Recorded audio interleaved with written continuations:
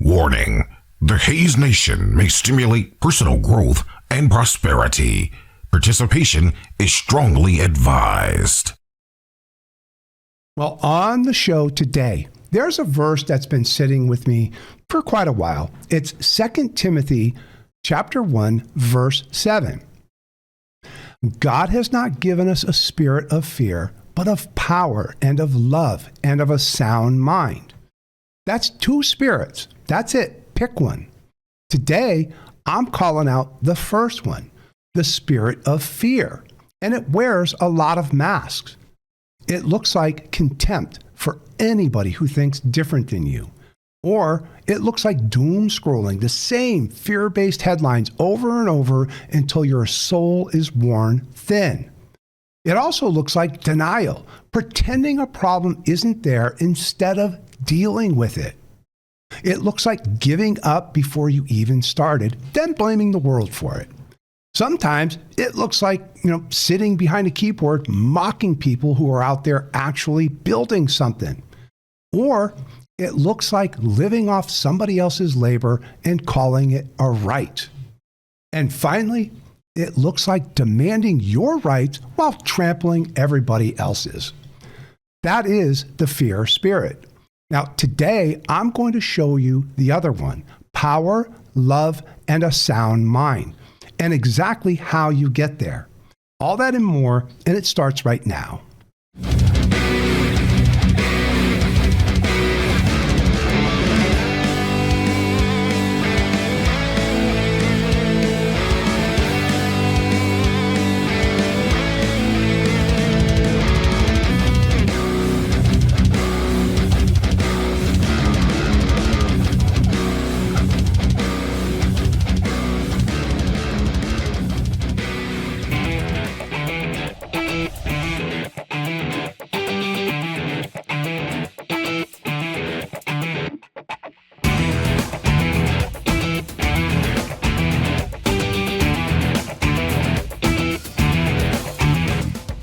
Okay, well, welcome to the George Hayes Radio Podcast. I am your host, George Hayes.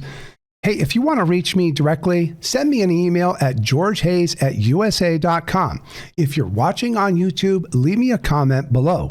And finally, go to haysnation.com to join a community of like-minded individuals who believe in faith, freedom, and prosperity. Now, today's episode is about something I see everywhere I look, online and in real life. A spirit of fear dressed up in sayings like, I'm just being honest, or I'm just being realistic, and somebody's got to say it. These are excuses people use to justify contempt for the world around them, contempt for other people, contempt for hard work, contempt for anybody who's actually trying. I want to show you where that spirit comes from, what it's costing you, and then I will show you the way out, because there is one, and it's been sitting in the book the whole time. Let's talk about the two spirits. Paul wrote 2 Timothy to a young pastor named Timothy, and Timothy was scared. People looked down on him for being young. The church he was leading was under real pressure. And Paul didn't tell him to just pray the fear away and do nothing. Paul named the spirit, and then he told him which one to walk in instead. Now, this is 2 Timothy 1:7. For God has not given us a spirit of fear, but of power and of love and of a sound mind. Everything I'm about to walk through today falls on one side of that verse or the other. Fear or power, love, and a sound mind. There is no third option. You right now, you're feeding one of them today, at this very moment, whether you know it or not. Let's start with the ugliest branch on the fear tree. Contempt. Now, contempt is not an opinion. It is a disease. There's a difference between disagreeing with somebody and holding them in contempt. Disagreement says, I think you're wrong. Contempt says, I think you're beneath me. One is a conversation. The other is a diagnosis of your heart. Now, Dr. John Gottman spent over 4 decades studying what actually destroys relationships. Thousands of couples tracked over years and a lab built specifically to measure this. Out of everything he studied, anger, criticism, stonewalling, one thing outranked them all as the single strongest predictor of collapse: contempt. Not because it's the loudest, because it communicates disgust. And disgust is the one emotion people don't recover from once it's aimed at them. Contempt feels powerful. It's actually the weakest emotion there is because it only works if you look down on somebody first. Proverbs called it 3,000 years before Gottman had a lab. A scoffer, a proud and haughty, dripping with arrogant pride. Paul, writing to the church at Corinth, said, love does not behave rudely. It's not puffed up, and it does not dishonor others. In 1 Corinthians 13, 4 and 5, love suffers long and is kind, does not behave rudely, is not puffed up. Contempt is not an edgy opinion. It's the opposite of love. Defined in the same chapter, people love to quote at weddings and love to ignore everywhere else. You cannot claim to love your neighbor on Sunday and hold him in contempt, Monday through Saturday. Pick one. God already knows which one you have picked. And this isn't just a personal problem. It's a cultural one. Look at what real disagreement used to sound like. John Adams and Thomas Jefferson, they disagreed on almost everything. The size of government, the French Revolution, the whole direction of the young republic. And they said so bluntly in letters that still survive today. But read those letters and you don't find contempt. You find respect, even affection, for a man they profoundly disagreed with. Now, after years of political estrangement, they picked up their friendship in 1812 and wrote each other for the rest of their lives. One of the greatest correspondences in American history. Adams and Jefferson disagreed on almost everything in this country and still called each other friend. If they can do it, so can you. Now, let's compare that to a comment section today. We've traded real disagreement, the kind that actually sharpens both sides, for a national contest of who can dismiss the other side fastest. That's not principle. That's contempt wearing a political costume. Now, that brings me to my next point. Denial takes more energy than the truth. People think denial is the easy road. It's not. Psychologists call it cognitive dissonance. When reality contradicts the story you've told yourself, your mind doesn't get to relax. It has to actively suppress the truth, rebuild the narrative, and defend it every single time new evidence shows up. That's not rest. That's a second job, and it doesn't even pay. Scripture draws the same line, just older and sharper. The truthful lip shall be established forever, but a lying tongue is but for a moment. That is Proverbs 12:19. Truth requires zero maintenance. It just sits there, being true. Denial requires constant upkeep. New lies to patch the old ones, new excuses to protect the last excuse. Ask anybody who's been in real denial about marriage, a business, a health problem, or even a bank account. It is exhausting. It's exhausting work pretending not to see what you already know to be true. You can watch this play out in the business world in real time. Companies that ignored a shift in, say, technology, or ignored declining customer satisfaction, ignored a product going bad, they didn't fail because reality was hiding from them. Reality was screaming. But they just refused to look at it because looking would have meant changing course, and changing course is uncomfortable. Now, I saw it firsthand over 4 decades in telecom. Companies that refused to see new technology coming got run over by it every single time. Reality doesn't go away because you refuse to look at it. It just gets more expensive the longer you wait. Now that brings me to my third point today. Your phone is feeding you fear on purpose. Now, here's the mechanism, plain and simple. Your amygdala, the part of your brain built to respond to real physical threats, cannot tell the difference between an actual bear in the woods and a fear-laced headline on a screen. It fires the same stress chemicals either way. Cortisol floods your system, your body prepares for a fight that isn't happening.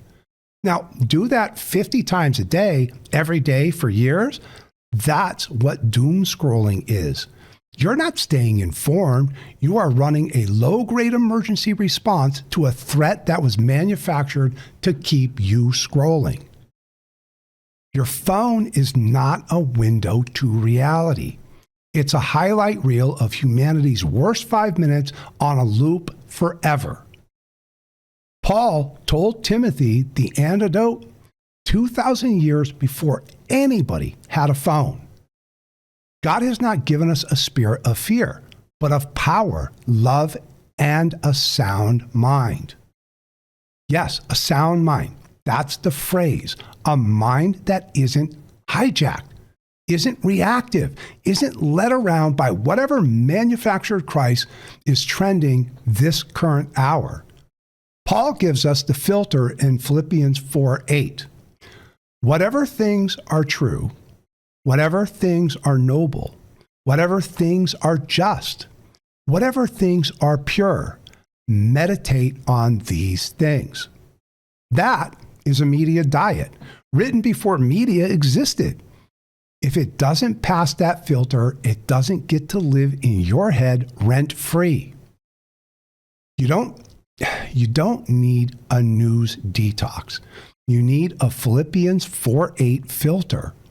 If it's not true, noble, and pure, it doesn't deserve 5 minutes of your one and only mind. Now, here's a number worth sitting with.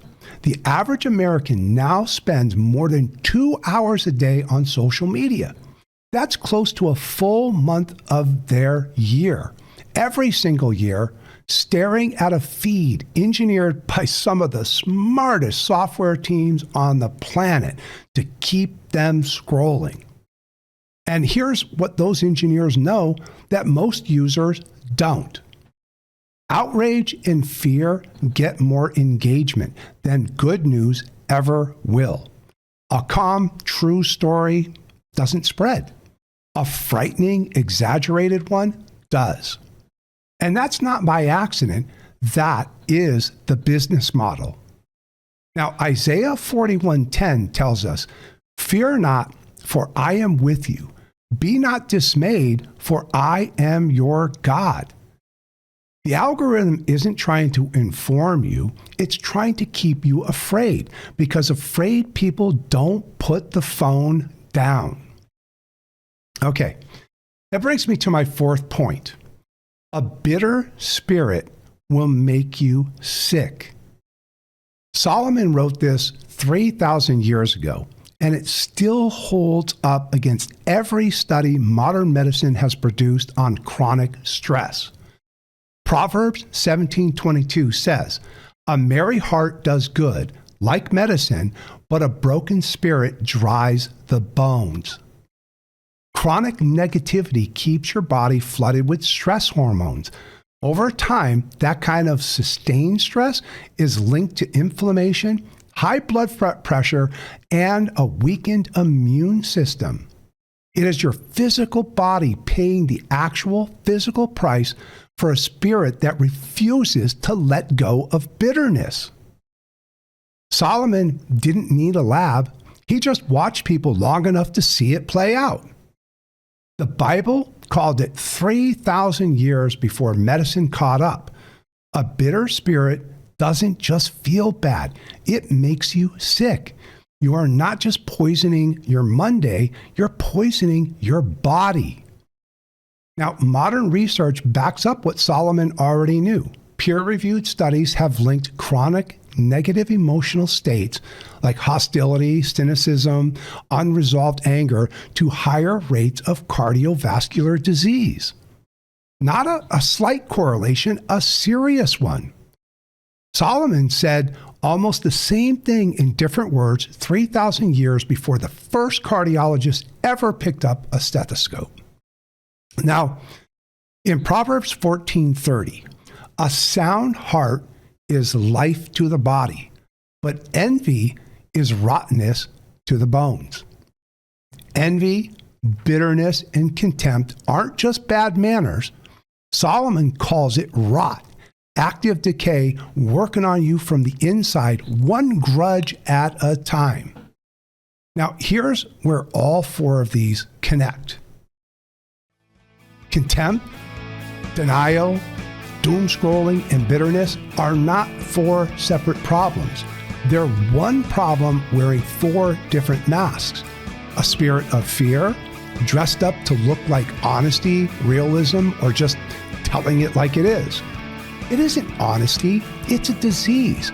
And after the break, I'm going to show you the cure. I'm your host, George Hayes, and I will be right back.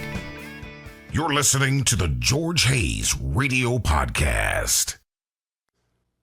Can I ask you a question? What is stopping you from taking the next step? Whether building a business, chasing a dream, or even setting a small goal, you just have to reach out and grab it. Similarly, success isn't just about the work we put in. It's about the people we surround ourselves with. That's why I am so proud of the community that we are building at HayesNation.com. This is a space where dreamers, doers, and go-getters come together to share ideas, support each other, and grow. If you're not already a part of the Hayes Nation, what are you waiting for? Go to HayesNation.com, connect with like-minded people who believe in faith, freedom, and prosperity, and let's make success a team effort. And finally, let me close with this. Every great journey starts with action. I know you can do it. You know you can do it. So now it's time to take that next step. Hayes. The George Hayes Radio Podcast wants to hear from you. Tell us what motivates you or describe that obstacle standing in your way. You could be featured on an upcoming episode. Send your story via email to georgehayes@usa.com. That's georgehayes@usa.com.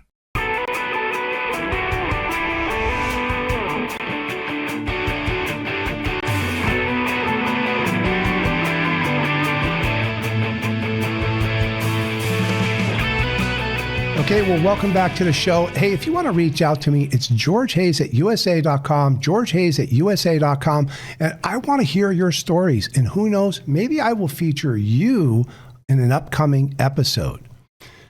Now, I just spent 20 minutes diagnosing the disease: contempt, denial, doom scrolling, bitterness. All fear wearing different masks. Now, I want to show you the cure, and it starts with taking back your power. Okay, my first point on this is this. Giving up is on you, not the world. I remember several points early in my own career where it would have been easy to walk away. The work was hard, the hours were long, and quitting would have been the path of least resistance. But I made a decision that giving up wasn't going to be on the world's account. It was going to be on mine if I let it happen at all. So I didn't.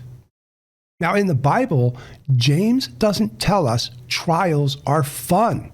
He tells us what they're for. We see in James chapter 1, verses 2 through 4. Count it all joy when you fall into various trials, knowing that the testing of your faith produces patience, that you may be perfect and complete, lacking nothing. The trial isn't your enemy. Quitting on it is, because that's what robs you of the very thing God built the trial to produce in you. The world didn't stop you, you stopped you. Own that, you get your power back today. All right, my next point. The critic in the stands has never called a play. Theodore Roosevelt gave a speech in 1910 that's been quoted 1,000 times, and it still hasn't lost its edge. He said, "It is not the critic who counts. The credit belongs to the man who is actually in the arena." He talked about the man who's actually in the arena. You know, the guy with his face marred by dust and sweat and blood, versus the critic who's sitting on the sidelines pointing out how the man in the arena could have done it better. If you've never built a business, you don't get to lecture the man who has about how he built it wrong. And if you've never raised a family, you don't get to lecture the parents doing it in the trenches right now. If you've never worked a single day in the trades, you don't get to look down on the electrician, the plumber, or the fiber splicer or lineman keeping the internet and lights on in your house. Critics in the stands have never once called a play. Get in the arena or sit down and let the builders work. Now, this isn't a new problem either.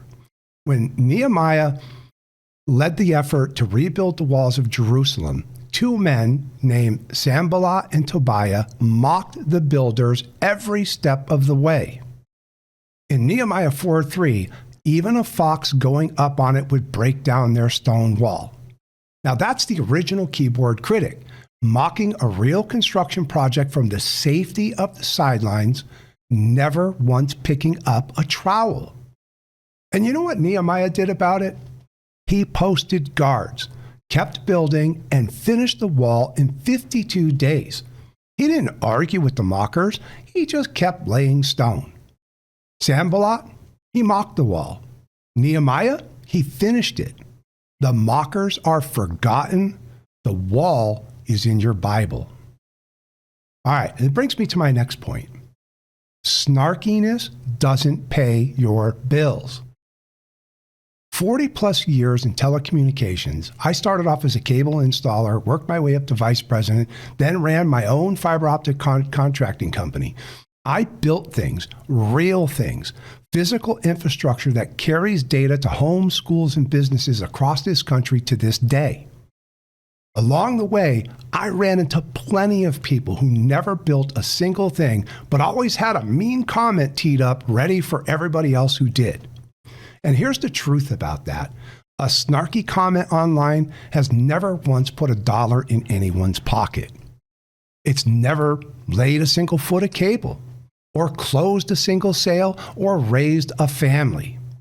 You can mock a builder from your couch all day long. At the end of the day, he's still got a building. You've got a couch. There's a reason online comments get meaner, probably more than anything, most things that people would say to somebody's face. And that's distance. Distance breeds contempt. No consequence breeds cruelty. Solomon saw that pattern too. And Ecclesiastes 10:12 through 13. The words of a wise man's mouth are gracious. The end of a fool's talk is raving madness. A keyboard doesn't change your character. It just removes the friction that keep the bad character in check. Now, take away the consequences and people show you exactly who they've been the whole time. The internet didn't make anybody mean. It just stopped hiding it. All right, my next point.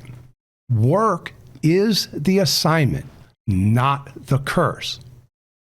Go back before the fall, before sin ever entered the picture. God had already put man to work. Then the Lord God took the man and put him in the Garden of Eden to tend and keep it. That's Genesis 2:15. Work isn't a punishment tacked on after Eden went wrong. It's part of the original design. What changed after the fall wasn't whether we'd work, it's how hard the work would be. Now, which is exactly why Paul had zero patience for the able-bodied who wouldn't work and expected everybody else to carry them. If anyone will not work, neither shall he eat. That's 2 Thessalonians 3:10. Now, hear me clearly on this part. That verse is not aimed at people who genuinely cannot work, like the disabled, the sick, or the elderly who have earned their rest. It's aimed at people who are fully capable and simply won't. Living off of somebody else's labor when you're able to carry your own weight isn't a right. In fact, it's a rejection of the dignity God built into you on day one.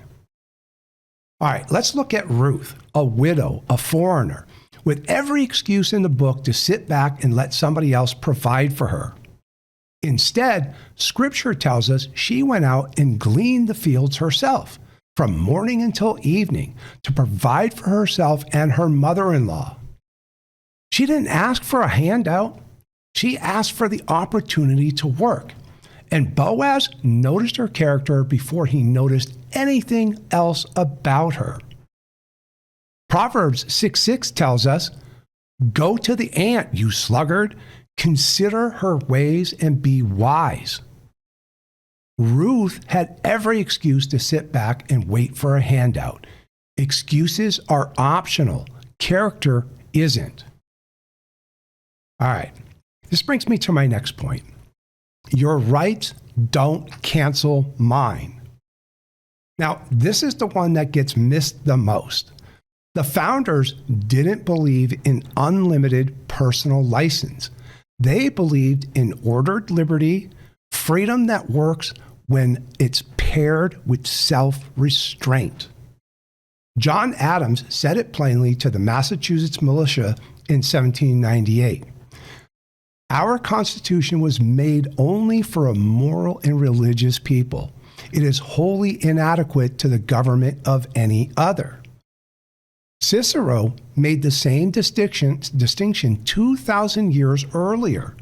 The difference between liberty under law and license without restraint. A free society isn't a society with no rules. It's a society where people govern themselves well enough that heavy-handed rules are not needed. So, when your version of rights means running over your neighbor's peace, your coworker's dignity, or a stranger's basic decency, that's not freedom. Liberty without self-control isn't freedom. It's chaos with a flag. The founders knew it. It's time we remembered it. Your rights end exactly where your neighbors begin. That's not a suggestion. That is the whole deal. Okay. George Washington said almost the same thing in his farewell address in 1796, warning the young nation what actually holds a free society together. Now, he said, all of the dispositions and habits which lead to political prosperity, religion, and morality are indispensable supports. Now, my last point here. Choose joy. Nehemiah told a grieving, exhausted nation, something they needed to hear from the moment they finished rebuilding the wall around Jerusalem. Do not sorrow, for the joy of the Lord is your strength. That's Nehemiah 8:10. Not your feelings, not your circumstances, the joy of the Lord. That's a decision, not a mood. Solomon, the wealthiest and most miserable man who ever wrote a book of the Bible, came to the same conclusion after chasing every pleasure the world had to offer. There is nothing better for a man than he should eat and drink, and that his soul should enjoy good in his labor. Now, that's Ecclesiastes 2:24. Satisfaction in your labor is a gift from God, not an accident. David wrote something worth carrying with you long after this episode ends. In your presence is fullness of joy. At your right hand are pleasures forevermore. That's Psalm 16:11. Real joy was never going to come from a comment section, a doom scroll, or a life spent tearing other people down. It was only ever going to come from one place. David found it 3,000 years ago, and it hasn't moved. That's the whole cure right there. Power inside instead of helplessness, love instead of contempt, a sound mind instead of a fear-fed one. And joy, real joy, earned through actually building something instead of the hollow satisfaction of tearing something down. Joy isn't naive. Joy is a decision made by people who know exactly how bad the world can get and build anyways. Fear or power, contempt or love, chaos or sound mind. You feed one of them every single day. Excuse me. Now, at the top of the show, I told you about 2 Timothy 1:7. God has not given us a spirit of fear, but of power and of love and of a sound mind. Two spirits. You've been feeding one of them. Which one is it? Now, here's the recap, and I want you to choose.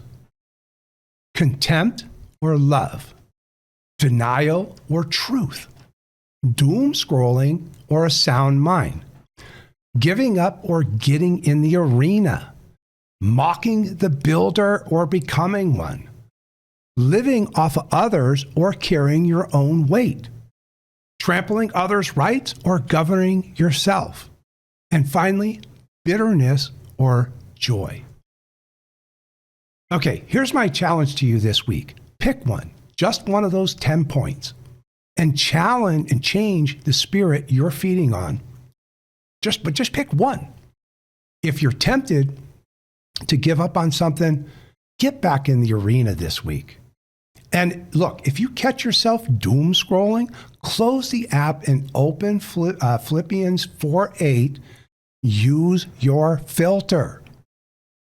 If contempt's been living in your heart towards somebody, replace it with love this week, even if they don't deserve it. You know what? Especially if they don't deserve it. That's what grace is. Okay, you can reach me at georgehayes@usa.com. I want to hear from you. Leave me a comment on YouTube. Which of these points hit you the hardest? What are you going to do about it? Thanks for being a part of the Hayes Nation. I'm George Hayes. New episodes every Monday on Spotify, Apple Podcasts, YouTube, and everywhere you get your podcasts. Subscribe if you have not, and share this one, because somebody in your life is drowning in fear and contempt right now and doesn't even realize it. Give them the other spirit. And remember, keep that train rolling down the track, because the light at the end of that tunnel might just be you. I will see you next time. It's time to smash that like button and subscribe. To share or leave comments, log on to YouTube at the George Hayes Radio Podcast, or visit us online at HayesNation.com.